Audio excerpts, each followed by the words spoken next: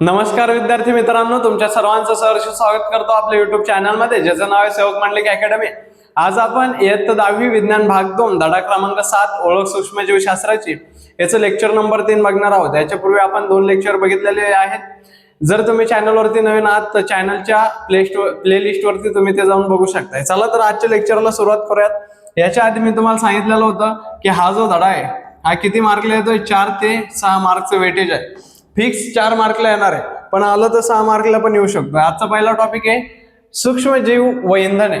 आतापर्यंत आपण काय काय बघितलं, सूक्ष्मजीवांचा वापर बघितला, सूक्ष्मजीव अन्नामध्ये कसे उपयोगी पडतात ते बघितलंय आपण।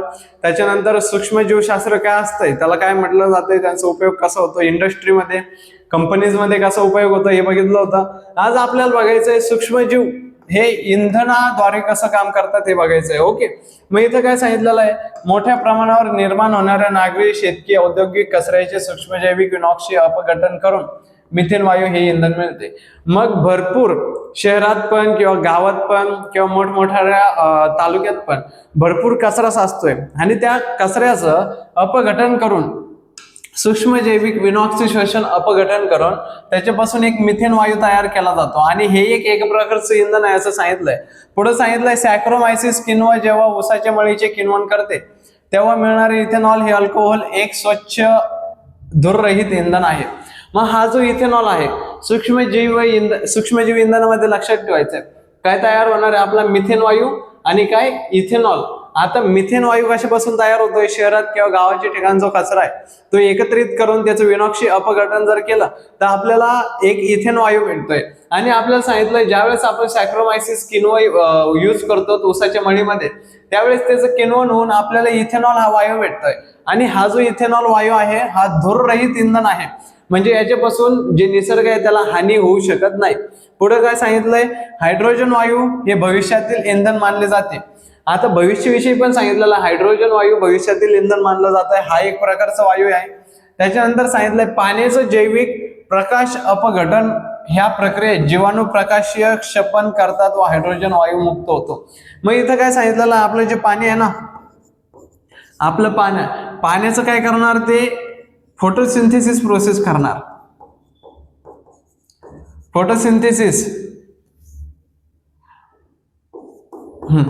फोटोसिंथेसिस म्हणजे काय, इथं काय सांगितलेलं, जैविक प्रकाश अपघटन करून हा जो हायड्रोजन आहे, हायड्रोजन मधून ऑक्सिजन हा वायू वेगळा करणार आणि फक्त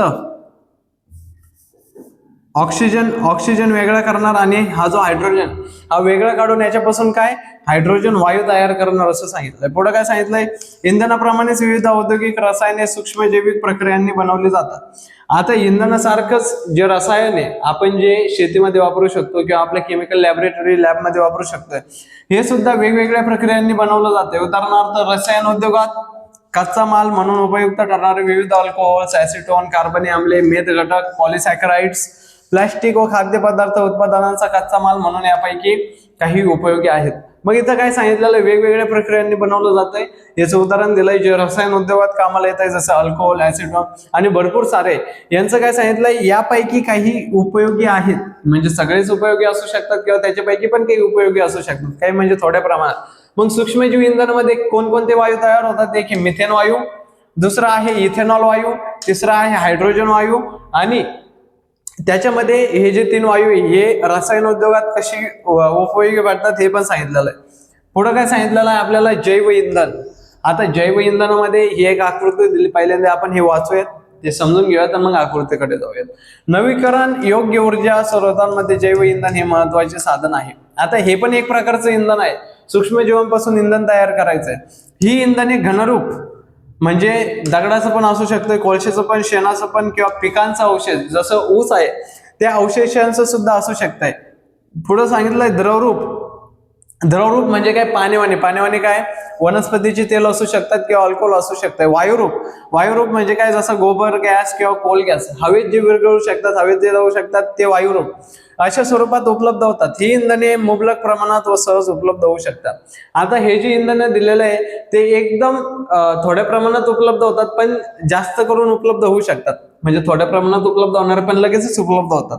भविष्य काळात भरवशाची अशी ही इंधने आहेत. मग या इंधनावरती आपण भरोसा टाकू शकतो. म्हणजे जर आपला कोळसा गेला, पेट्रोल गेला किंवा आपले जे हायड्रोजन गॅस आहे ते जर गेले तर आपल्याला ह्याच्यापासून इंधन तयार भेटू शकतंय, आहे की नाही. जैव इंधन म्हणजे काय, 3 प्रकारचे आहे. पहिला आहे घनरूप. घनरूप म्हणजे काय, जाड आहे, भरीव आहे, दगड आहे, कोळसा आहे, शेण आहे, पिकांचे अवशेष. त्याच्यानंतर काय सांगितलंय, द्रवरूप. द्रवरूप म्हणजे काय, पाणीवाणी, त्याच्यामध्ये वनस्पतीचे तेल किंवा अल्कोहोल येतात. तिसरं काय सांगितलेलं, वायुरूप. वायुरूप म्हणजे जे हवेत असतात, गोबर गॅस आणि काय, कोल गॅस. अशा प्रकारची इंधने भविष्यात आपल्याला काम येऊ शकतात. मग आपण जर जैव इंधन निर्मिती बघितली, जैव इंधनाची कशी निर्मिती होती बघितली, तर पहिल्यांदा काय सांगितलंय, इथं झाडं दिलेत, आहे का नाही. मग आपल्याला काय सांगितलं, इथं जे द्रवरूप आहे, घनरूप, त्याचं काही पिकांचे अवशेष घेतात. बरं, आता हे काय करतात माहितीये का, पिकांची कापणी करतात. सौर ऊर्जा आहे, इथं सूर्य दिलेला आहे, त्याच्यातून कार्बन डायऑक्साईड सुद्धा भेटू शकतं आपल्याला या झाडांमधून. ओके, म्हणजे आपण त्यांना देतो, हवेमध्ये कार्बन डायऑक्साईड आहे. मग हे काय करणार, हे मशीन याची कापणी करणार. कापणी झाल्यानंतर त्यांची मळणी करणार. ओके, मग मळणी केल्यानंतर त्याच्यातून जे जे उपयोगी घटक आहेत, जसं काय सेल्युलोज सारखे घटक ते इथं काढणार. ओके, आणि काढल्यानंतर त्याचं शर्करेमध्ये रूपांतर करणार. इथं जर छोटं बघितलं तर उसावानी पण स्ट्रक्चर दिलेलं. ओके, मग सेल्युलोजचा घटक शर्करेमध्ये करणार, सेल्युलोजचा घटक आपलं साखरेत करणार. साखर म्हणजे काय, साखरला शर्करा म्हटलं जात आहे. मग शर्करेपासून आपल्याला एक काय भेटणार, इथेनॉल आणि कार्बन डायऑक्साईड. मग आपल्याला इथेनॉल भेटणार. इथेनॉल म्हणजे कोणतं इंधन आहे, जैव इंधन आहे. मग आपण ते काय करणार, जैव इंधन निर्मिती करून ते आपण गाड्यांमध्ये भरू शकतो. म्हणजे आपल्या गाड्या चालू शकतात किंवा आपण ते स्टोअर करून आपण एक मोठी टाकी घेऊन, आपले जे HP किंवा इंडियन ऑइलचे जे मोठमोठ्या टाक्या असतात बघा, मोठमोठे टँकर असतात मागे, ते नाही का मोठमोठे गॅस घेऊन येतात. मग त्या प्रकारे आपण हे तयार करून देऊ शकतो. आणि आपलं काय, विमान असू द्या किंवा 4 व्हीलर म्हणजे मोठी गाडी असू द्या किंवा 4 व्हीलर असू द्या, हे सगळं याच्यावरती चालू शकते. काय काय, झाडं आहे, झाडांची कापणी करायची, त्यांना सौर ऊर्जा भेटते, कार्बन डायऑक्साईड हवेमध्ये आहे. कापणी केल्यानंतर त्यांची मळणी होणार, त्याच्यातून महत्वाचे घटक म्हणजे सेल्युलोज बाहेर काढले जाणार. त्याचं साखरेत रूपांतर कारखाना आहे, कारखान्यामध्ये शर्करा तयार होणार. शर्करामध्ये 2 घटक असतात, इथेनॉल आणि काय, कार्बन डायऑक्साईड. मग आपल्याला इथेनॉल जैव इंधन भेटणार. मग हे जैव इंधन आपण विमानात किंवा आपण जे आपलं गाड्या आहेत त्याच्यामध्ये भरून आपण काय करू शकतो, ते विकू शकतोय. आणि आपण भविष्यामध्ये चांगला स्रोत सुद्धा प्राप्त करून घेऊ शकतोय. पुढं काय सांगितलंय आपल्याला की सूक्ष्मजैविक प्रदूषण नियंत्रण. आता छोटे याच्यामध्ये नाही का 2 करायला पाहिजे होते, पण आता हे तुम्हाला छोटं दिसत असेल. ओके, काय हरकत नाही. सूक्ष्मजैविक प्रदूषण नियंत्रण. आता सूक्ष्मजीव इंधनामध्ये कसे वापरले जातात हे बघितलं, अन्नामध्ये कसे वापरले जातात. आता याचं प्रदूषणापासून नियंत्रण कसं होतं हे बघायचं आपल्याला. आता याच्यामध्ये भरपूर काही दिलेलं आहे का नाही, पण आपण काय करणार, जे मेन आहे तेच वाचणार आहे. काय काय दिलंय, वाढत्या लोकसंख्येबरोबर घनकचरा, सांडपाणी किंवा भरपूर प्रदूषक घटकही वाढले जातात. आता काय म्हणतो आपण त्याला, वाढती लोकसंख्या, प्रदूषण म्हणतोय, पॉप्युलेशन येते. ओके, मग जी वाढती लोकसंख्या आहे त्याच्यासोबत घन कचरा म्हणजे त्यांचा थोडा कचरा, त्यांचं सांडपाणी म्हणजे घाणपाणी, आणि त्याच्यानंतर काय भरपूर प्रदूषके असे बाहेर पडतात, वेगवेगळे घटक बाहेर काढतात. मग ह्या काय जागतिक समस्या सांगितलेल्या आहे, यांचं निराकरण झालं पाहिजे. म्हणजे ह्या ज्या शंका किंवा ह्या ज्या समस्या आहेत त्याचे उपलब्ध झालेल्या ह्या काय झाले पाहिजे, बाजूला लावल्या पाहिजे, आहे का नाही, समस्या सोडविल्या पाहिजे. मग समस्या सोडविण्यासाठी आपण काय करू शकतो, एक सूक्ष्मजीवांची पर्यावरणीय भूमिका घेऊ शकतो. म्हणजे सूक्ष्मजीव पर्यावरणात कसे काम करतात हे आपण बघू शकतोय. पहिलं काय आहे आपलं भूमिभरण स्थळ. मग आता भूमी म्हणजे काय, जमीन. मग जमिनीमध्ये जे काही आपण कचरा टाकतो त्या स्थळामध्ये म्हणजे त्या जागेमध्ये जर आपण सूक्ष्मजीव वापरला तर त्याच्यापासून कोणतं इंधन किंवा प्रदूषण कसं बाजूला होऊ शकतंय हे आपण बघूया. तिथं काय सांगितलंय, शहरात जमा होणारा विघटनशील कचरा या पद्धतीसाठी वापरला जातो. नागरी वस्तीपासून लांब मोकळ्या जागेत खड्डे करून त्यात प्लॅस्टिकचे अस्तर घातले जाते. कचऱ्यातील अशुद्ध किंवा विषारी द्रव झिरपून मातीचे प्रदूषण होऊ नये यासाठी ही काळजी घेतली जाते. मग आता इथं काय काय सांगितलेलं आहे, आपण जर गावाच्या ठिकाणी बघितलं तर गावाच्या ठिकाणी उकिरडे असतात, उकांडे म्हणतो आपण त्याला, बरोबर आहे ना. मग ते जे उकांडेवरती आपण काय करू शकतो, आपण कचरा नेऊन टाकू शकतो. पण शहरात ती उपलब्धता नाही, बरोबर आहे ना. मग शहरात काय होत आहे, शहरापासून दूर बाजूला, नागरी वस्तीपासून दूर बाजूला लांब मोकळ्या जागेत काय केलं जात आहे, खड्डं केलं जात आहे. आता समजा हे जे आहे ते खड्डं आहे. ओके, मग आता हे जे खड्डं आहे आणि ह्या खड्ड्याला पॉलिथिन प्लॅस्टिकचं म्हणजे प्लॅस्टिकचं अस्तर घातलं जात आहे, म्हणजे जमिनीची क्वालिटी खराब होणार नाही. आणि त्याच्यामध्ये काय केलं जातंय, कचरा आणून टाकला जातोय. हा जो छोटा छोटा दिसतोय का, हा काय इथं कचरा आहे. परत एकदा नागरी वस्तूपासून लांब खड्डं केलं जातंय, त्याच्यामध्ये कचरा टाकला जातोय. पहिल्यांदा प्लॅस्टिकने हे काय केलं जातंय, आच्छादलं जातंय. पुढे सांगितलंय दाबून गोळा केलेला कचरा. आता हा जो कचरा आहे का, दाबून गोळा केला जातोय. दाबून गोळा केलेला कचरा तयार केलेल्या खड्ड्यात टाकला जातो. टाकला. पुढे काय सांगितलंय, त्यावर माती, लाकडाचा भुसा किंवा हिरवा कचरा, पालापाचोळा, विशिष्ट जैवरसायने यांचा थर पसरतात. मग हे आतमध्ये टाकल्यानंतर याच्यामध्ये झाडं पण लावू शकतो आपण, याच्यावरती आपण पालापाचोळा पण टाकू शकतो किंवा कोणतेही जैव रसायन जे हानिकारक नाही निसर्गासाठी ते वापरू शकतो. पुढे काय सांगितलंय, आणि पुढं काही ठिकाणी त्यात बायोरिएक्टर्स मिसळले जातात. बायोरिएक्टर्स सुद्धा मिसळले जातात सांगितलंय. कचरा व माती म्हणजे किंवा थरासाठी वापरलेले विशेष पदार्थ यातील सूक्ष्मजीव कचऱ्याची विघटन करतात. खड्डा पूर्ण भरल्यानंतर माती लिंपून बंद केला जातो. काही आठवड्यांनी त्या ठिकाणी उत्कृष्ट खत मिळते. खत काढल्यानंतर रिकामे झालेले भूमिभरण स्थळ पुन्हा वापरता येते. काय काय सांगितलंय, खड्डा घ्यायचा, खड्ड्याला पॉलिथिननी म्हणजे प्लास्टिकने काय करायचं, आच्छादन करायचंय. दाबून गोळा केलेला कचरा फुल भरला का खड्डा, त्याच्यावरती मातीने किंवा आपण जे म्हणतो का प्लॅस्टिकने झाकायचं. झाकल्यानंतर काय, काही दिवसानंतर आपण ते खड्डं तसं ठेवल्यानंतर आपल्याला काय भेटतंय, खत भेटतंय. काय भेटतंय, खत. आणि खत कसं भेटतंय आपल्याला, जैव खत भेटतंय. कोणतं खत, जे निसर्गासाठी हानिकारक नाही. ओके, पुढं काय आहे, सोपं सोपं आहे. एवढी आकृती जरी लक्षात ठेवली तरी पण चालतंय. पुढं काय सांगितलेलं आहे, सांडपाणी व्यवस्थापन. आता कचऱ्यासोबतच सांडपाण्याचं पण व्यवस्थापन केलं पाहिजे. आपण जे धुणं धुतो, आपण जे भांडे घासतो, जे आंघोळ करतो, ते जे पाणी ते एका खड्ड्यात साचवलं जात आहे. पण त्याचं व्यवस्थापन कसं केलं जातं हे बघायचंय.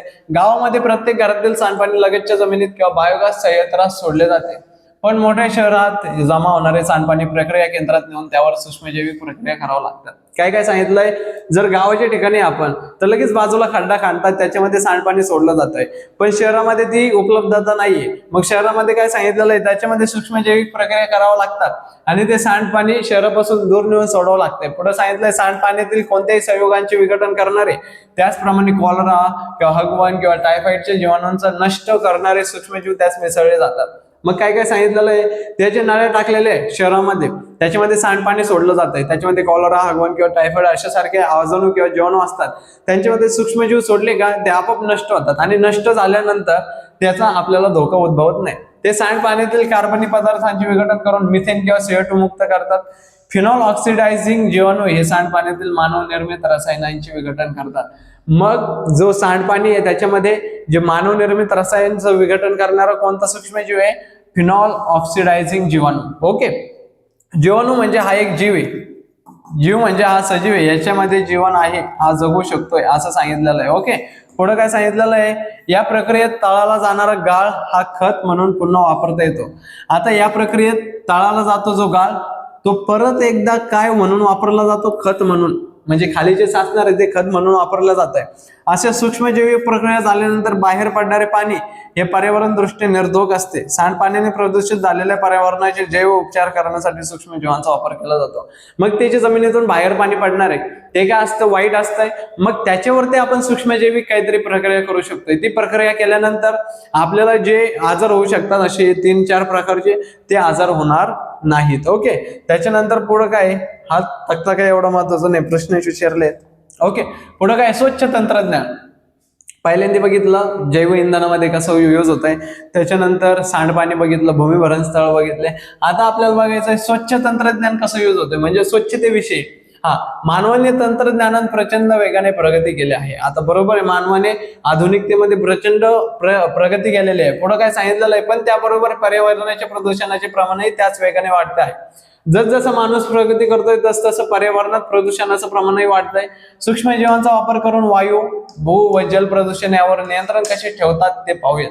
आता मग वायू किंवा भू व जल प्रदूषणावर सूक्ष्मजीवांचा उपयोग करून कसं नियंत्रण ठेवलं जातं हे आपल्याला बघायचंय. मानव निर्मित रसायनांचा नाश करण्याची क्षमता सूक्ष्मजीवात नैसर्गिकरित्याच आढळते. ज्या माणसांनी रसायन तयार केलेलं आहे ते जर रसायन एकदा तयार केलं तर रसायन तयार केल्यानंतर जे सूक्ष्मजीव नैसर्गिकरित्या तयार आहेत त्यांच्यामध्ये ती क्षमता आहे ते नष्ट करू शकतात. पुढे काय सांगितलं, या क्षमतेचा वापर करून हायड्रोकार्बन्स व इतर रसायनांचे रूपांतर केले जाते. आता याच क्षमतेचा वापर करून आहे की नाही, त्याच्यात काहीतरी क्षमता आहे, त्या क्षमतेचा वापर करून हायड्रोकार्बन्स किंवा रसायनांचे रूपांतर केले जाते. आता पुढे काय सांगितलं, काही सूक्ष्मजीव इंधनामधून गंधक काढून टाकतात. आता सूक्ष्मजीव जर काही इंधनात टाकले तर त्याच्यामध्ये जे वाईट गंधक असतात ते काढून टाकतात. पुढे काय सांगितलं, हलक्या प्रतीच्या धातुकांमधून तांबे, लोह, युरेनियम व जस्त असे धातू पर्यावरणात झिरपतात. मग जे धातू दिलेले कोणकोणते, तांबे, लोह, युरेनियम, जस्त, हे जे धातू हे पर्यावरणात झिरपतात सांगितलेलं. एवढं लक्षात ठेवायचं, हे जे 4 धातू आहे का, 1, 2, 3 आणि 4 याच्यावरती प्रश्न पडू शकतोय आणि भाग 1 मध्ये पण दिलेला आहे.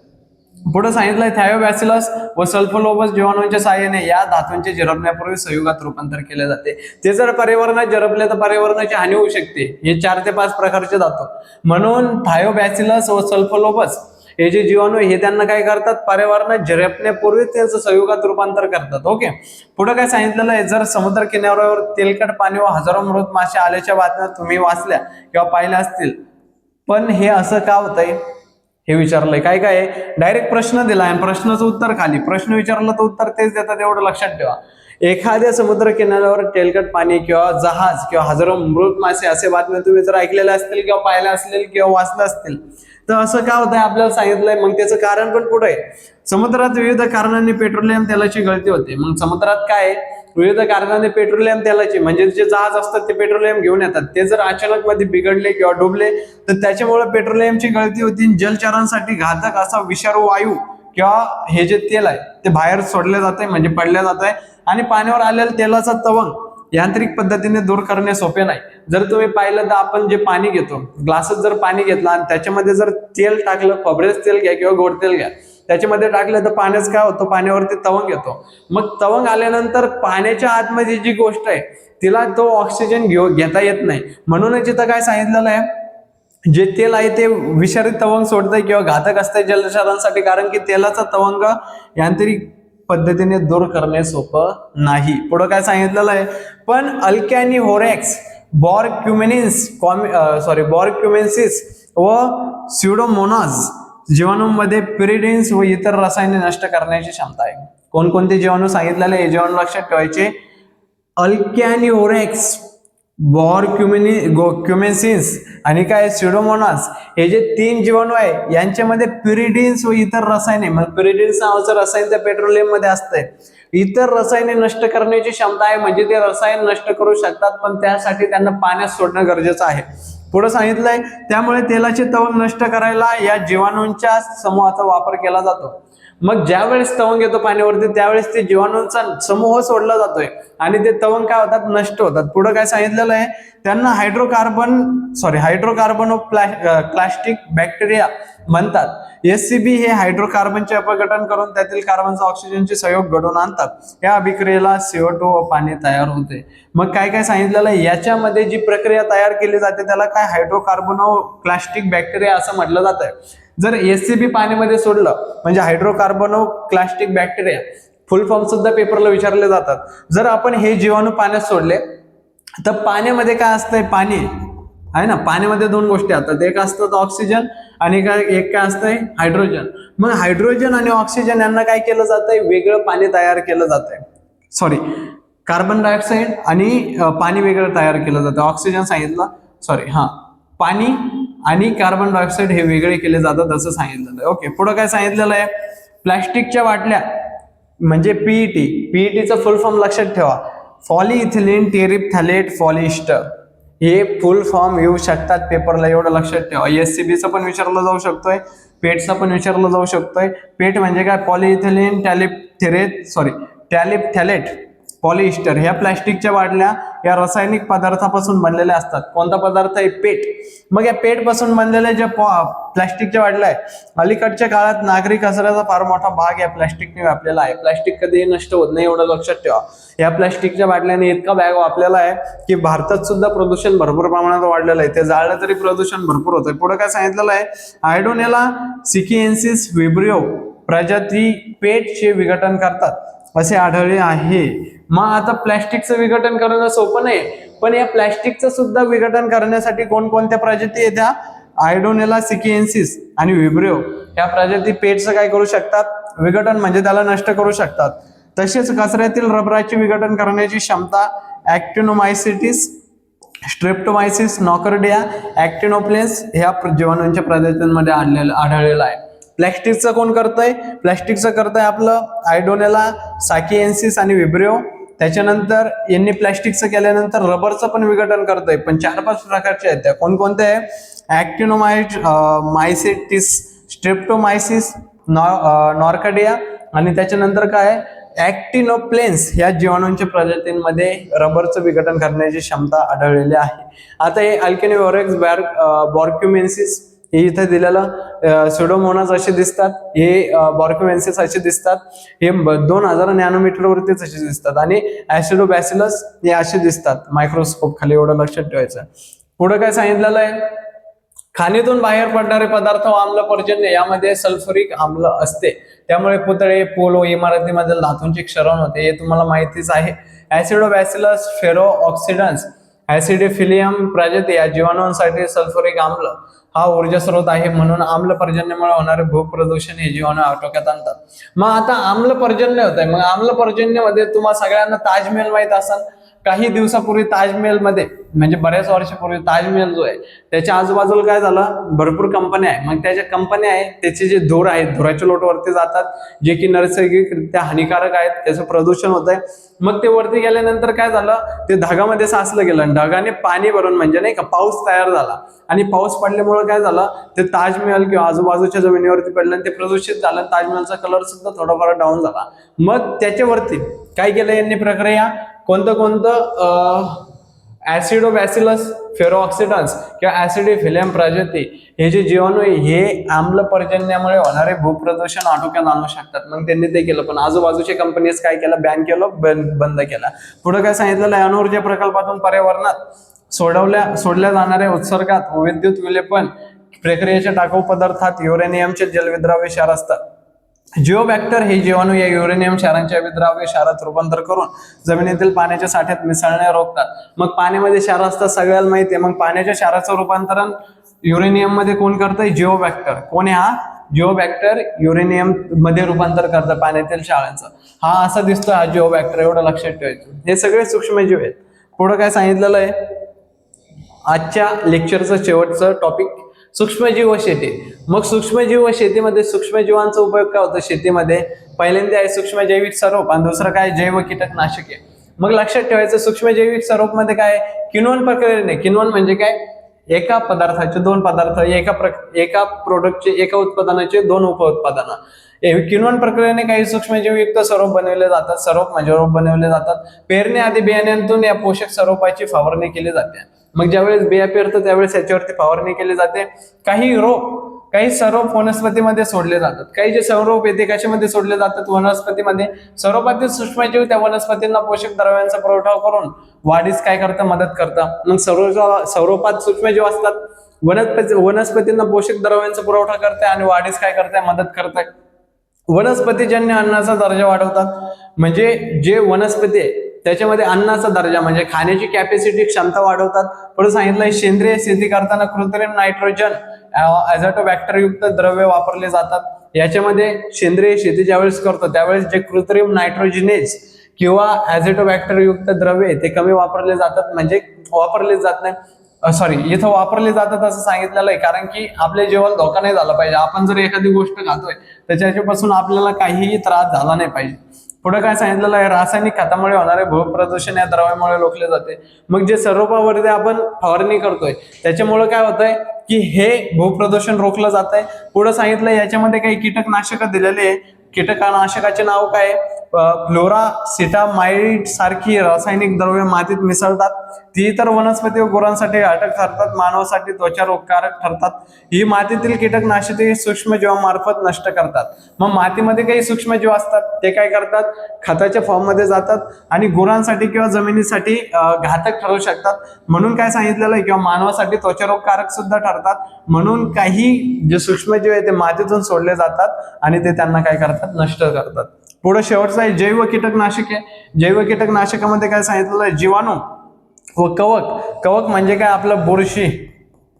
बुरशी पण एक सूक्ष्मजीव आहे, लक्षात ठेवा. हा, जीवाणू व बुरशी यांपासून मिळवलेले व पिकांवरील कीड, कीटक, रोगजंतूंचा नाश करणारी द्रव्य, जीवाणूंपासून मिळवलेले टॉक्झिन जैव तंत्रज्ञान थेट वनस्पतींमध्येच अंतर्भूत केली जातात. कीटकांसाठी विषाणू असल्याने कीटक त्या वनस्पतींना खात नाहीत. जीवाणूंप्रमाणेच कवके व विषाणूंच्या काही प्रजातींचा वापर जैव कीटकनाशके म्हणून होतो. किण्वन प्रक्रियेत मिळणारे उपउत्पादन काय सांगितलेलं आहे, स्पायनोसॅड हे जैव कीटकनाशक आहे. मग इथं काय काय सांगितलेलं आहे, मग रोगजंतूचा नाश करणारे जे जैव कीटकनाशक किंवा सूक्ष्मजीव आहे तो डायरेक्ट अंतर्भूत केला जातोय वनस्पतीमध्ये. म्हणजे कीटकांसारखी विषारी असलेले कीटक काय होतं, वनस्पतींना खात नाही. मग समजा एखादा हा जर पान आहे का नाही, म्हणजे हे जे पान आहे याच्यावरती जर ही आळी आली, पण आधीच आपण काय केलेलं आहे, याच्यामध्ये एक विषारी काय सोडलेलं आहे, काहीतरी सोडलेलं आहे का नाही, विषारी काय म्हणू शकतो आपण त्याला, सूक्ष्मजीव सोडलेला आहे. मग हे जे कीटकनाशक आहे ते याला हे खाऊ शकत नाही. म्हणजे हा जो कीटक आहे या कीटकनाशकामुळे त्याला ते खाऊ शकत नाही. म्हणजे सूक्ष्मजीव किंवा जैव कीटकनाशके याच्यामध्ये सुद्धा आपल्या सूक्ष्मजीवाचा काय होतो, उपयोग होतोय. आणि इथं काय सांगितलेलं आहे, सूक्ष्मजीव वनस्पतीचे पाने खाणारे आळी दाखवलेले. ओके, झालंय. एकदम सोपा धडा होता, ज्यादा काय अवघड नव्हता, आहे का नाही. पहिल्यांदा काय बघितलं होतं आपण याच्यामध्ये, सूक्ष्मजीव व इंधन कसे तयार केले जातात, जैव इंधन बघितलं. त्याच्यानंतर काय बघितलं आपण, सूक्ष्मजैविक प्रदूषणाचं नियंत्रण, भूमिभरण स्थळ बघितलं, कसं तयार केलं जात आहे, त्याचं खत कसं तयार केलं जात आहे, सांडपाण्याचं व्यवस्थापन बघितलं आपण. त्याच्यानंतर स्वच्छ तंत्रज्ञान बघितलं, पाण्यामध्ये सुद्धा बघितलंय कसं स्वच्छता केली जाते. त्याच्यानंतर खाणीतून पाणी बाहेर येत आहे, त्याच्यामध्ये सुद्धा कसं सूक्ष्मजीव वापरला जातो. सूक्ष्मजीव शेती बघितली, त्याच्यामध्ये सूक्ष्मजैविक स्वरूप कसं वापरलं जात आहे. त्याच्यानंतर जैव कीटकनाशके सुद्धा कशी तयार होतात किंवा कसे वापरले जातात हे बघितलंय. ओके, चला तर आजच्या लेक्चरमध्ये इथंच थांबूया. हा धडा अशा प्रकारे आपला संपलेला आहे. जर चॅनलवरती नवीन आहात तर चॅनलला सबस्क्राईब करा, लाईक करा आणि तुमच्या मित्रांपर्यंत शेअर करा. धन्यवाद.